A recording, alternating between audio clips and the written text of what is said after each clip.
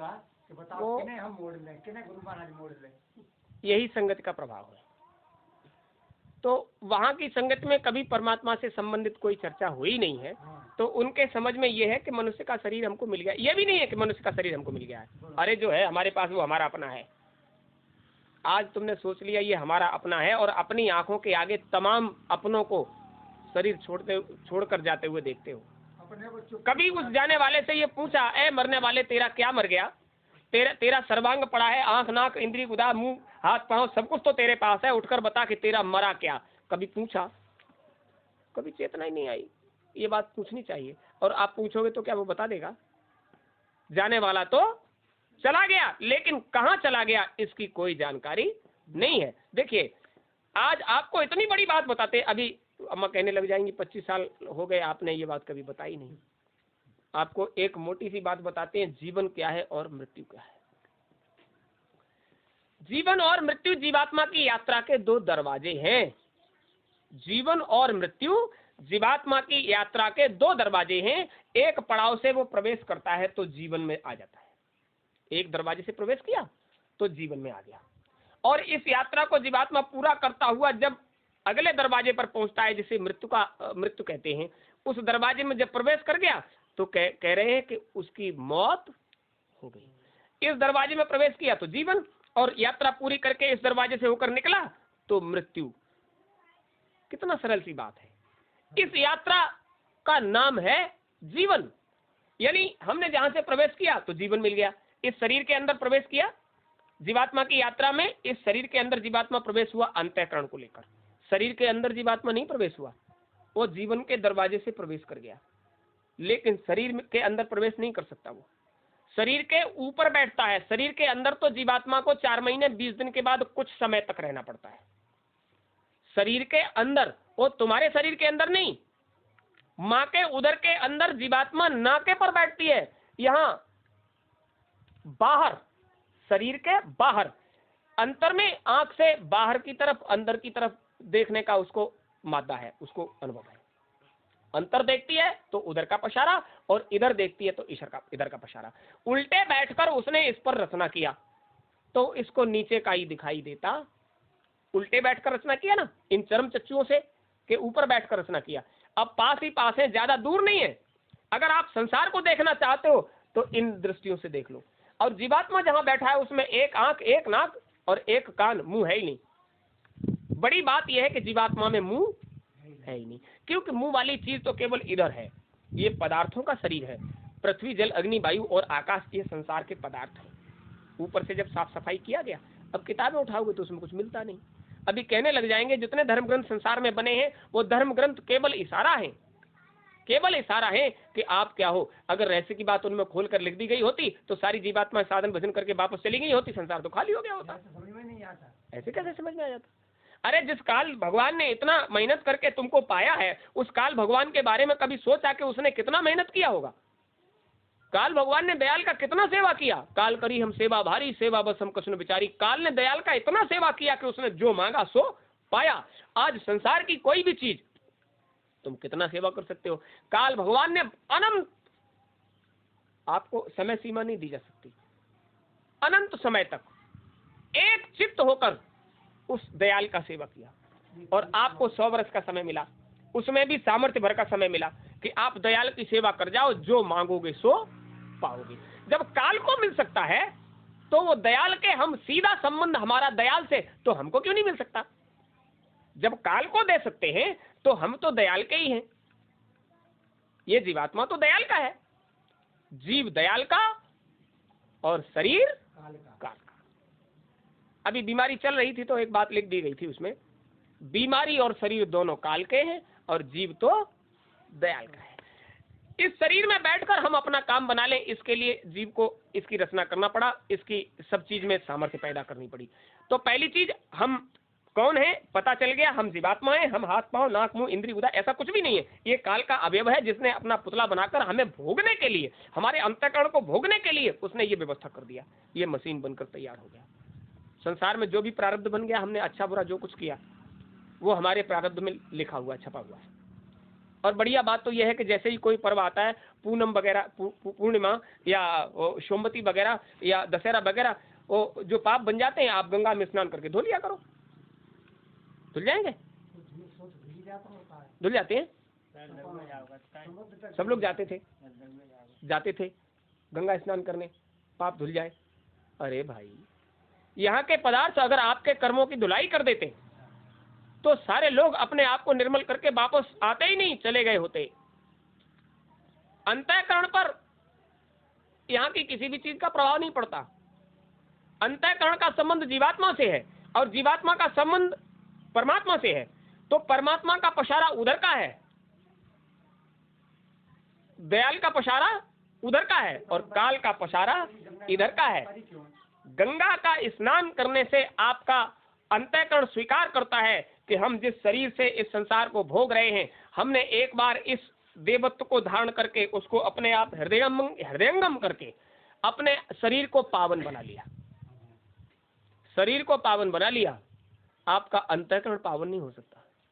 शरीर पावन कहाँ है, तुम गंदगियां भरी। शरीर को पावन बनाने का मतलब है उसके अंदर जीवाणु भोजी विषाणु है। शरीर के स्नान करने से, अभी बताते हैं, पास में एक नकटिया देवी का मंदिर है, वो मंदिर एक मुसलमान ने बनवाया। वहां कोई जीवात्मा रह रही थी पवित्र, वो ऐसे ही स्थल बनाए हुए थे। महात्मा जी तो उनके पास एक मुसलमान गया और उसने कहा, जहाँ ककोड़ा का शायद मेला लगता है उधर, उसने कहा कि महाराज ये शरीर में ये रोग हो गया, कोढ़ जैसा रोग था, चर्म रोग। सब जगह इलाज कराया, सेठ था, और किसी भी तरह से इस रोग का निदान नहीं हुआ। तो उन्होंने कहा, देखो भाई तुम मुसलमान हो, हमारी बात समझ में आ जाए तो ठीक है, ये गंगा मैया बह रही है, इसके अंदर शरीर की तमाम बीमारियों को ठीक करने की सामर्थ्य है, आप नियमित रूप से यहाँ स्नान करो, यहीं रहकर आपका ये चर्म रोग ठीक हो जाएगा। और उसकी कुछ समझ में आ गया, कुछ खर्चा तो है नहीं, वो उस स्नान करता रहा और धीरे धीरे उसके रोग में जब सुधार हुआ तो उसने पूछा, महात्मा जी क्या करना चाहिए? तो उन्होंने कहा, देखो ये पत्थर वत्थर रख लिए हैं हमने, तो यहाँ एक मठिया बनवा दीजिए। अब मुसलमान का शरीर जब निरोग हो गया तो उसको लगा कि हमें ये कर देना चाहिए, तो वहाँ वो बताते हैं नकटिया देवी का मंदिर है, उसमें उसका सहयोग है। तो कुल मिलाकर ये क्या है, ये तत्व है, इस संसार के पदार्थ हैं। इन पदार्थों से ही विकार पैदा होते हैं और इन पदार्थों से ही विकारों में सुधार भी। ज्यादा खाने से ही पेट खराब हो जाता है, नहीं खाओगे तो पेट बेचारा तुम्हें ऊर्जा नहीं देगा। मतलब सबका संयमित तौल है। गुरु महाराज क्या कहते थे कि आपके अंतःकरण में जो गंदगी जमा हो गई है, अगर इस पर पानी की बूंद चली जाती तो धुलाई सब लोग करवा लेते। अंतःकरण की धुलाई के लिए आपको परमात्मा से संबंध बनाना पड़ेगा और बिना जीवात्मा और अंतःकरण के सहयोग के ये धुलाई कभी होने वाली नहीं है। तो उसमें थोड़ा इशारा किया है, परमात्मा की तरफ से इशारा हुआ है, ऊपर से आवाज उतर कर आ रही है, आवाज की चोट से इसकी धुलाई होती है। तो गुरु महाराज क्या कहते हैं, आप भजन करो। भजन का एक ही मामला है, ऊपर से जिस मंडल से उतर कर आए हो, उस मंडल के उस अधिकारी ने तुम्हें आवाज की धार से बांध कर रखा है, आपने छोड़ दिया इसलिए सुनाई नहीं देता।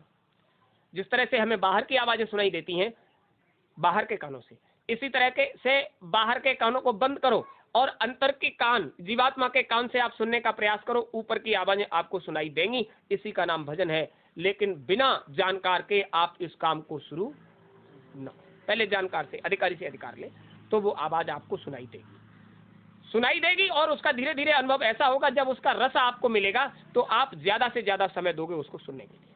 उसके लिए कोई ढोंग आडंबर नहीं। आप बीमार हो, स्नान मत कीजिए। आपको गर्मी लगती है, 10 बार स्नान कीजिए। आपका शरीर कहता है कि हम बैठ नहीं सकते, लेट कर कीजिए। आपका शरीर कहता है कि हम खड़े होकर करेंगे, खड़े होकर कीजिए। वो उसका संबंध सीधा है, कैसे भी करो, शरीर की क्रियाओं से उसका कोई लेना देना नहीं। ये फूल प्रसाद का मामला यहाँ संसार का है, उधर तो ऐसा कुछ भी नहीं। इन सब चीजों का एक ढोंग है, संसार का दिखावा है। पदार्थों से परमात्मा प्रसन्न होता तो बड़े बड़े सेठ हैं, बड़े बड़े बढ़िया व्यंजन बनाकर उनको दे देते, परमात्मा को खुश कर लेते। दीन गरीब तो बेचारा मारा जाता। परमात्मा खुश होता है आपके श्रद्धा, विश्वास और प्रेम के सौदे से। अब श्रद्धा नहीं है, विश्वास भी नहीं है, प्रेम भी नहीं है, तो परमात्मा के दरबार में तुम्हारी एंट्री भी नहीं, मतलब प्रवेश भी नहीं कर सकते। उधर जब जाओगे तो श्रद्धा, विश्वास, प्रेम के साथ शील, क्षमा, संतोष, विरह और विवेक, अगर ये लोग तुम्हारे साथ नहीं खड़े होंगे तो आपको उस दहलीज के अंदर प्रवेश होने नहीं दिया जाएगा। क्यों? के यहाँ सत्संग चलता था, सब छोटे ध्यान पे बैठे हुए थे, तो क्या हम चले गए ऊपर और हमने कहा हाथ जोड़े भैया लौटा दो हमें, वो क्या सत्य? उसका एक कारण था। देखो, कोई भी सत्संगी प्रेमी सही, आप लगातार जुड़े रहो और आपका विश्वास टूटेगा तो परमात्मा तुम्हारे विश्वास को बहाल करने के लिए कोई न कोई नजारा तुम्हारे सामने रखेगा। झूठ मत मानो किसी बात को। झूठ नहीं, मतलब वो कैसे कैसे क्या? कारण ये था कि वो रोज साधन भजन करने बैठते थे। अंतःकरण आज भी पवित्र नहीं, पहले भी पवित्र नहीं। परमात्मा पवित्र अंतःकरण को स्वीकार करता है। तो अंतःकरण में यही था कि जो भी आ जाए उसके सामने हम कुछ बड़े दिखाई दें, और ये छोटे बनने का रास्ता, नाम छोटे दिखाई दे बड़े, नाम तो छोटे हैं बनते बड़े लेकिन दिखाई दे बड़े। तो जब छोटे हो तो छोटे ही बनकर रहिए, तो मालिक की मौज हो जाएगी। लोगों ने विचार किया कि इनको ऐतराज होता है सबके, किसी के भी यहाँ जाकर साधन भजन करने में, क्यों नहीं इन्हीं के यहाँ साधन भजन की व्यवस्था कर दी जाए। बहुत बढ़िया विचार कर लिया। ये ऐसे तो गड़बड़ डाले रहते हैं, तो ऐसा करो इन्हीं के घर में साधन भजन की व्यवस्था कर दी जाए। और वही हुआ, उनके पास जो जगह थी उसी में व्यवस्था कर दी गई। लेकिन यकीन विश्वास फिर भी नहीं था उन्हें।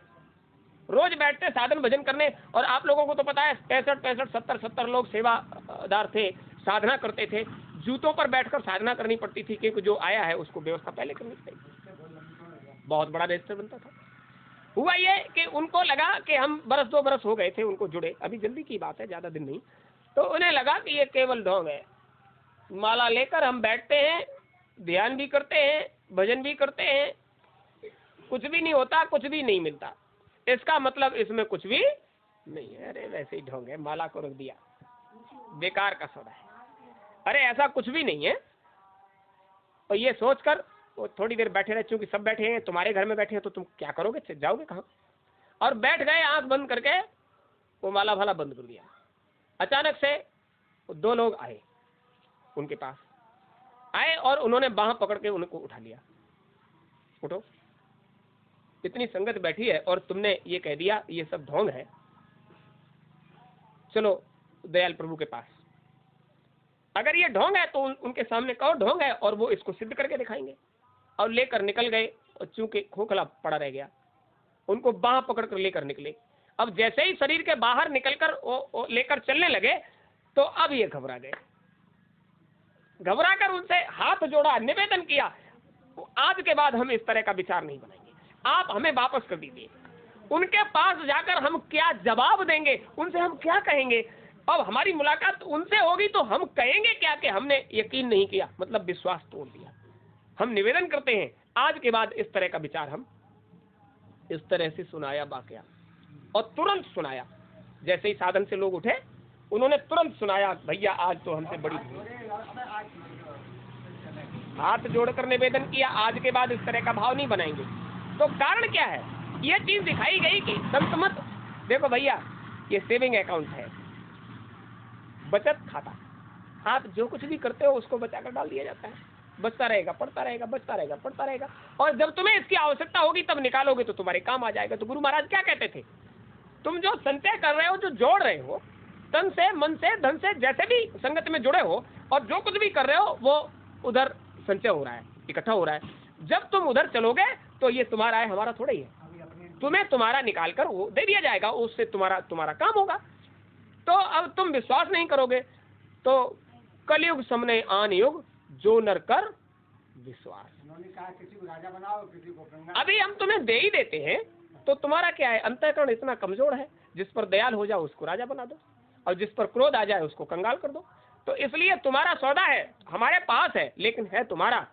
जब आओगे तो तुम्हें इसे, तुम्हारा कोष तुम्हें, तुम्हारा खजाना तुमको सौंप दिया जाएगा। तो समझने की चीज है, खजाना तुम्हारा ही है, और तुम उसको अभी से लुटाने लग जाओ तो आवश्यकता पड़ने पर फिर मांगना पड़ेगा। और वो भी अगर सामर्थ्यवान हो, व्यवहार है, मतलब साख बनी है तो, और सब कुछ इधर ही लुटा दिया और साख भी नहीं है उधर, तो कंगाल बने फिरोगे, कौन पूछेगा? तो सब कुछ सोचने और समझने की चीज है कि ईश्वर ने आपको अंतःकरण दिया, जब दिया था तब एकदम निर्मल था, स्वच्छ, पवित्र, और आपने यहाँ उसको गंदा कर दिया। मन को, बुद्धि को, चित्त को, अहंकार को। आप ये कहते हो कि हमने गंदा नहीं किया है, गंदा नहीं किया है, तो आप हमको ये बताइए, 24 घंटे आप सोते जागते स्वप्न भी देखते हो तो भी आपके अंतःकरण का पूरा सहयोग होता है। उसमें कितने कर्म करते हो, भले और बुरे। संसार को जीवन जीने के लिए जो कुछ करते हो, कितने कर्म करते हो, भले और बुरे। तो क्या कहा, अच्छे का अच्छा फल, बुरे का बुरा फल। जो जस करे सो तस फल चाखा। और संसार में आए हो तो कर्म प्रधान विश्व, कर्म के अनुसार विश्व की रचना हुई है। जो जैसा करेगा उसको वैसा फल मिलेगा। तो इस फल के चक्कर में तो उलझ ही गए। क्या कहा था कबंध ने कि तुमको सबरी के पास जाना पड़ेगा। फल के चक्कर में उलझ गए। ये भी फल का ही भोग रहे हैं। इन्हें क्या जरूरत थी। वो सोचिए, छत्रपति सम्राट महाराज दशरथ के राजकुमार आज जंगल की खाक छान रहे हैं। अवतार लेकर आए, ईश्वर पद के अधिकारी संसार में आए हैं। उस राक्षस कबंध ने ये कहा कि तुमको ऐसा करना पड़ेगा, आगे जाना, वहां जाना, मतंग ऋषि के आश्रम पर सबरी आपको बताएगी आगे की व्यवस्था। हम ये जान रहे हैं, इतनी बात हम तुम्हें बता रहे हैं, हम ये जान रहे हैं, ये बात बता रहे हैं। लीजिए, उसने कहा कि अब तुमको मतंग ऋषि के आश्रम जाना है। तो आप चरित्र उठाकर देख लीजिए, रामचरित्र को। आप देखते हो कि वो सीधे सबरी के आश्रम गए, बता दिया वहां पर है, पंपा सरोवर के पास है। विश्वास किया ना भगवान ने, भक्त की बात का ही तो किया। भले ही तब वो राक्षस के शरीर में था, लेकिन भगवान को भक्त की बात का विश्वास करना पड़ा।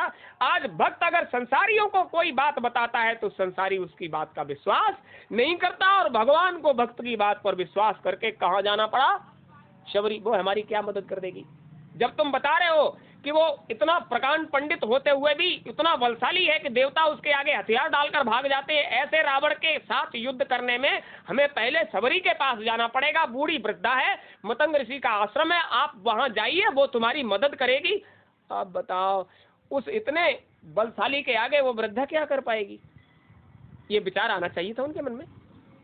अरे तुम जो कुछ करने लायक थे वो तो तुम जा रहे हो देवलोक, वो वृद्धा क्या कर सकती है, ऐसा सवाल करना चाहिए था उन्हें। लेकिन उन्होंने क्या कहा,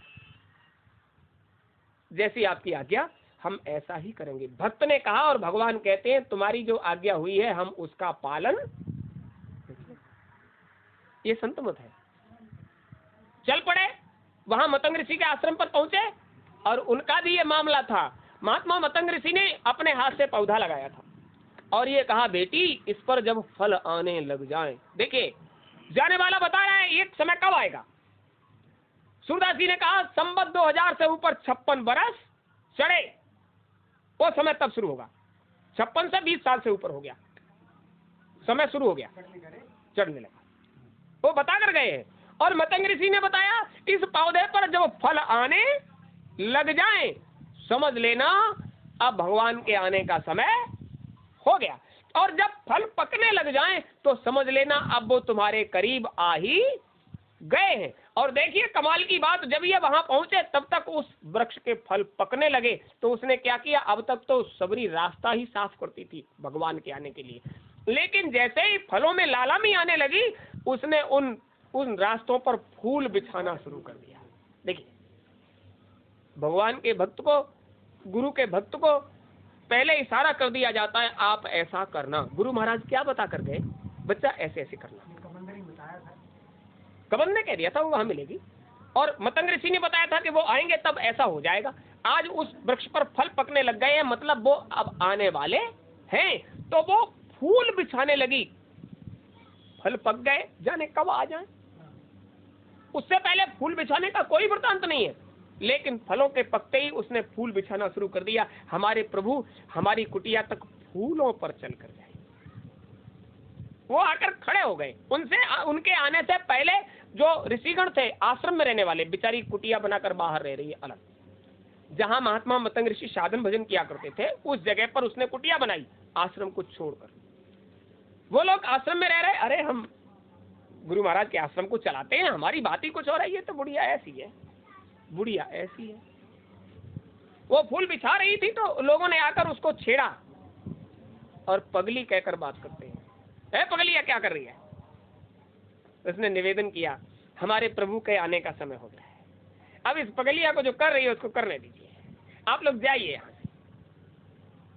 कोई धोती पकड़ के खींच रहा है तो कोई चोटी पकड़ के खींच रहा है।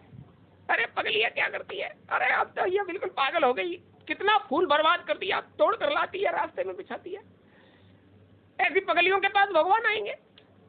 देखिए, और वो क्या कह रही है, आप जाओ, हमको परेशान मत करो। और उसी पगलिया के पास आ गए, आकर खड़े हो गए और आवाज लगाई, अम्मा अम्मा। भगवान एक वृद्धा को अम्मा कहकर पुकारे। तो उसने क्या कहा, चले जाओ यहां से, बहुत परेशान कर लिया, अब तो मान जाओ। चले जाओ यहां से, बहुत परेशान कर लिया, अब तो मान जाओ।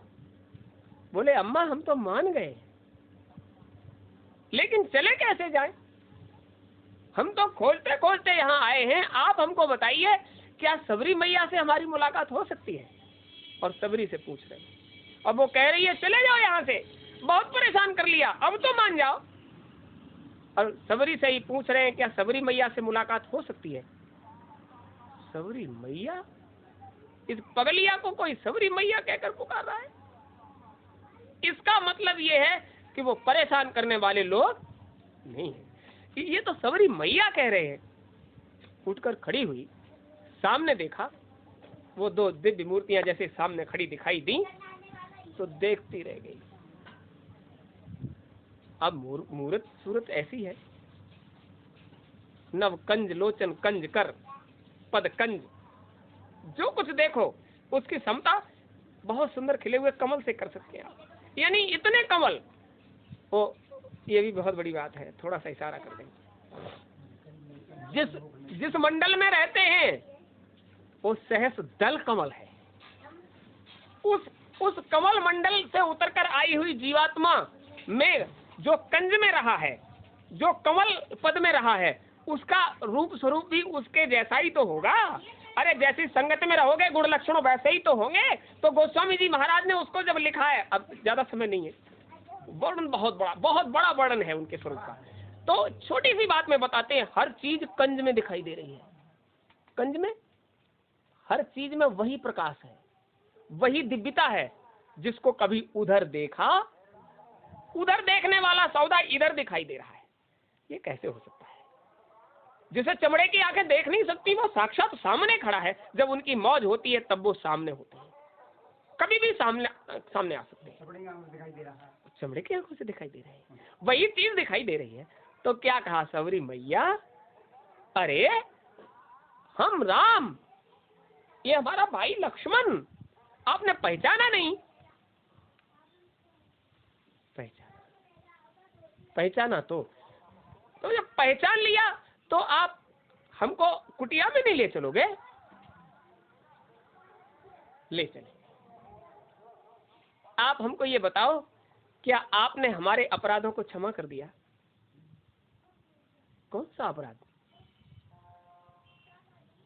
हमने इतना बड़ा अपराध कर दिया, आज से पहले हमारे मन में इस तरह के अपराध का कोई भी समावेश नहीं था, लेकिन आज जब परमात्मा हमारे सानिध्य में आया तो हमने इतना बड़ा अपराध कर दिया कि वो क्षमा करने योग्य नहीं है। फिर भी क्या प्रभु आपने क्षमा कर दिया? क्या अपराध? प्रभु आप आए, आपने हमें पुकारा और हमने कहा चले जाओ यहां से, अब तो मान जाओ। आप हमारे पास आए और हमने आपसे कह दिया चले जाओ यहां से। इससे बड़ा अपराध और क्या हो सकता है? आप नंगे पैरों चलकर भक्त की कुटिया पर आए और भक्त कहे चले जाओ यहां से। इससे बड़ा अपराध और क्या हो सकता है? क्या बोले मैया, ये आपने हमसे थोड़े ही कहा, ये आपने हमसे नहीं कहा। हमें देखकर तो आप प्रायश्चित की आग में जलने लगी कि आपके मुंह से ये शब्द निकल गए। ये तो उनके लिए निकल गए जो हमसे पहले आए थे। आपके मन के बुरे भाव संसार के लिए निकलते हैं, परमात्मा के लिए कभी बुरे भाव आजमा लीजिए, आप कैसे भी हो, लेकिन बुरे भाव परमात्मा के लिए कभी। यानी आपने हमसे पहले जिसको बरता है, परमात्मा के मिलने से पहले आपने जिसको बरता है, उसके लिए आपके भाव बुरे हो सकते हैं, परमात्मा के लिए कभी भाव बुरे। तो मुझसे जब कहा ही नहीं है तो मैं भला बुरा क्यों मानूं? मुझे तो देखकर आप अपलक हो गई और मैं आपको देखकर अपलक हो गया, तो अब इसमें इसमें अपराध की बात कहाँ से आ गई? सब्र हुआ, मतलब स्वीकार कर लिया कि आपसे नहीं कहा गया। जो हाथ में झोरी में फूल भरे हुए थे छूट गए। इससे बड़ी दया और क्या हो सकती है कि मैं किसी को चले जाने के लिए कहूं और वो हमारी कुटिया में जाने के लिए हमसे कहे हम आपकी कुटिया में चलेंगे। पैरों पर गिर पड़ी। हे दयाल, अगर आप दयाल न होते तो हमारे इतने बड़े अपराध को क्षमा नहीं करते, गुस्से में चले जाते। आपके दरवाजे पर कोई आए, आपका प्रिय, आपका रिश्तेदार, और आप एक बार उससे कहकर देखिए चले जाओ यहाँ से, हमें तुम्हारी कोई जरूरत नहीं है, लौट कर आ जाएगा। अब परमात्मा कह रहा है हमसे थोड़े ही कहा, वो तो जो हमसे पहले आया था उससे कहा है। अब देखिए यही चीज है, भाव को पकड़कर उन्होंने क्या कहा, भाव खा भूखाऊ में और भाव ही एक सार है, भाव से मुझको भजे तो भव से पेड़ा पार है, हम आपको अपराधी मान लेंगे। आप हमें ये बताइए फूल किसके लिए बिछा रही थी आप? बोली राम तुम्हारे लिए। और जो हमारे स्वागत में फूल बिछाए और वो हमसे ही कहे कि चले जाओ यहाँ से, हम नहीं जान रहे हैं। पैरों पर गिर पड़ी, क्षमा प्रार्थी हूँ प्रभु, आप तो दया के सागर हैं, इसलिए दया छलक पड़ी और मेरा अंतःकरण निर्मल कर दिया। एक ही बात ने अंतःकरण गंदा हो गया, हमने भगवान के लिए ऐसा कहा, और एक ही फुहार ने अंतःकरण निर्मल कर दिया कि भगवान ने हमारी बात को अपने हृदय में धारण नहीं किया है। ये गंदगी अंतर में ठहरी ही नहीं, जो गंदगी पैदा करती, ये हमारा अंतर तो छूटा है इसलिए उसमें ठहर गई। परमात्मा का तो इतना निर्मल है कि उसमें ये गंदगी ठहरी नहीं। पैर पकड़ लिए, कुटिया में हाथ पकड़ कर ले गई, आसन डाला और ये कहा आप यात्रा करके आए हो, भूखे हो गए। गई उसी पेड़ से फल तोड़ती है, हर फल को तोड़कर चखती है, क्योंकि आज से पहले इसके फल को किसी ने चखा ही नहीं है। उन्हीं के लिए तो लगाया गया था, मतंग ऋषि ने उन्हीं के लिए लगाया है, तो आज पहली बार फल तोड़ा है, देख तो लें स्वादिष्ट है भी या नहीं है। और जिसमें भी जरा से स्वाद की कमी देखती है फेंक देती है। परमात्मा का भोग इतना स्वादिष्ट होना चाहिए, जो हमें स्वादिष्ट लगेगा सो उन्हें स्वादिष्ट लगेगा। हर फल को चखने के बाद रखा है, भाव ही तो है। अभी गंदे विचारों का मामला आया कि विचार अगर गंदा है तो परमात्मा उसे स्वीकार नहीं करता, लेकिन भाव अगर उज्जवल है तो विचार कैसे भी हो, भाव उज्जवल होना चाहिए। आप लोग गाली वाली मत दिया करो, गाली में भाव विचार दोनों मिल जाते हैं, लेकिन एक समय हम कितना भी रोकें आप लोग मानते नहीं हो। आप लोग बहुत गाली देते हो और बहुत गंदी गाली देते हो। रामचरितमानस में भी लिखा है, ये देवियां नहीं मानती, देने लगी सुहावन गारी। ऐसी गालियां जो सुहावनी लगती हैं। अरे कभी आपने गालियां दी हैं देवियां? नहीं दिए? अरे गाली के रुपया मिले, गाली देने के भी पैसे मिलते हैं, आप समझ लीजिए। कहीं भी हो तो ये झगड़ा हो जाएगा, गाली झगड़ा पैदा कर देती है। लेकिन एक समय ऐसा होता है कि आपकी गालियों से खुश होकर आपको भेंट की जाती है। उसमें होता क्या है, उसमें भी भाव का समावेश होता है। आपकी गालियां सुहावन होती हैं, मतलब जो बात भी कहते हो वो भी आप इसलिए कहते हो कि हमारी बात को याद रखें। देखो उस देवी ने ऐसे कह दिया था, हाँ, सुनी रही। तो ये प्रेम भरी, मतलब भाव देखिए, उसमें भी प्रेम है। तो मतलब ये है विचार और भाव में अंतर है। विचार गलत हो सकते हैं लेकिन भाव गलत नहीं होना चाहिए। परमात्मा क्यों कहे? तो अब देखिए जो भी बात कही गई है उसमें भाव क्या है कि हम ऐसी बात कहेंगे तो हमसे बिछड़ने के बाद आप याद रखोगे कि उसने हमसे ऐसी बात कही थी, तो हमारी याद आएगी। तो ये सब क्या है, भाव का सौदा है, आप समझ लीजिए। तो मूल चीज तीन ही है। हम कौन है? पहली बात, हम जीवात्मा है, अंतःकरण हमें भेंट किया गया है, इस शरीर के जामे पोल में हमको संपर्क बनाकर रखा गया है। जब तक हमारा संपर्क रहता है, हमारे शरीर की सारी चीज, आंख देखने का, कान सुनने का, नाक सूंघने का, कंठ बोलने का, जिह्वा स्वाद का, त्वचा स्पर्श का, इंद्रिय गुदा शरीर की व्यवस्था करते हैं। और जैसे ही जीवात्मा इसका संपर्क छोड़ती है